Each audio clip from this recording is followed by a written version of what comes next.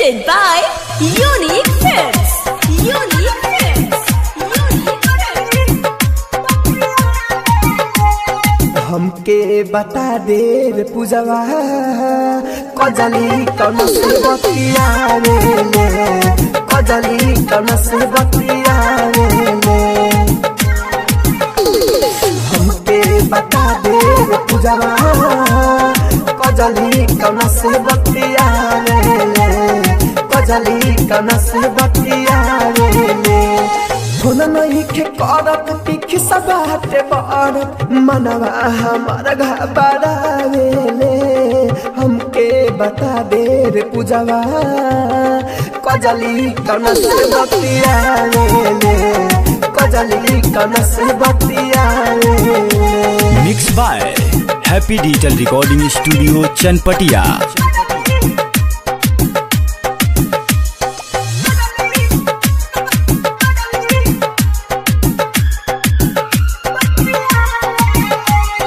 दिल नहीं बुझेला बात नहीं सूझेला हमसे करत रहे प्यार हो हमसे करत रहे प्यार हो दिल नहीं बुझेला बात नहीं सूझेला हमसे करत रहे प्यार हो कवना गलती के देता साजा याद पड़े सतावे हमके बता दे रे पूजवा कजली कौन से बतिया रे कजली कौन से बतिया रे।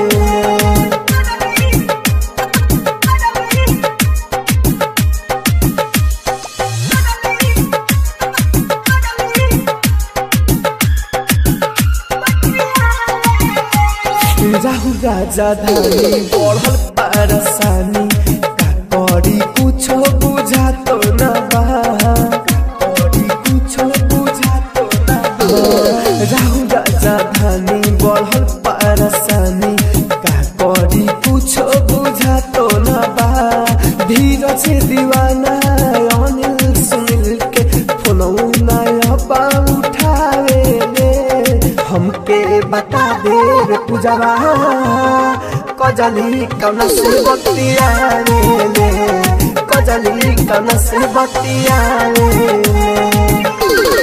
हमके बता दे रे पूजवा कजली कौन से बतिया रे कजली कौन से बतिया रे होना नहीं के करत तीखी सबाते बारत मनवा हमारा घबरा ले हमके बता दे रे पूजवा कजली कौन से बतिया रे कजली कौन से बतिया रे।